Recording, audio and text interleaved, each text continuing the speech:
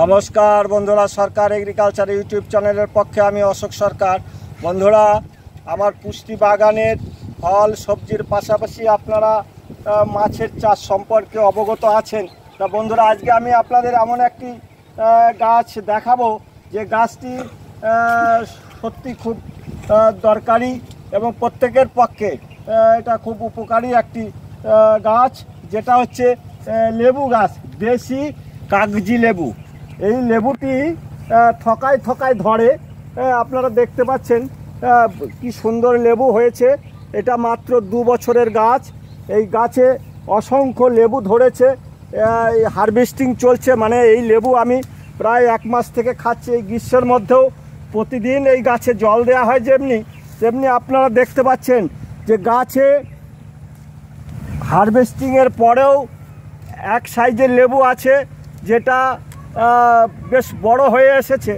আর তারপরে কারণ যেটা বলতে চাইছি, আপনাদের বোঝাতে চাইছি, আসলে এই গাছটি কিন্তু সিজনাল নয়, এটা 12 মাসই। সব সময় গাছে পরিপূর্ণ পুষ্ট লেবু থাকবে, তারপরের এক সাইজ থাকবে, তারপরের এক সাইজ, এবং ফুল এবং ফল সবে কুড়ি। দেখুন, অজস্র অসংখ্য হাজারে হাজারে মাত্র 2 বছর বয়সের গাছে এই ধরনের লেবু আপনারা দেখুন।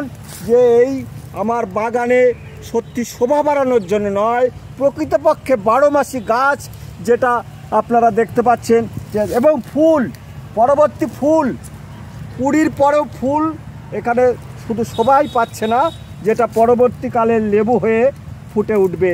তা বন্ধুরা, আপনারা আমার বাগানের বিভিন্ন রকম ঔষধি গাছ, ফল ফুল, ভেন্ডি থেকে শুরু করে 12 মাসি আম, পিঙ্ক কাঁঠাল এবং নজিনা, এই সবের মধ্য দিয়ে আপনারা জানেন যে সরকার এগ্রিকালচারের ইউটিউব চ্যানেলের পক্ষে আমি অশোক সরকার বিভিন্ন সময় আপনাদের সামনে আমি হাজির হয়ে থাকি।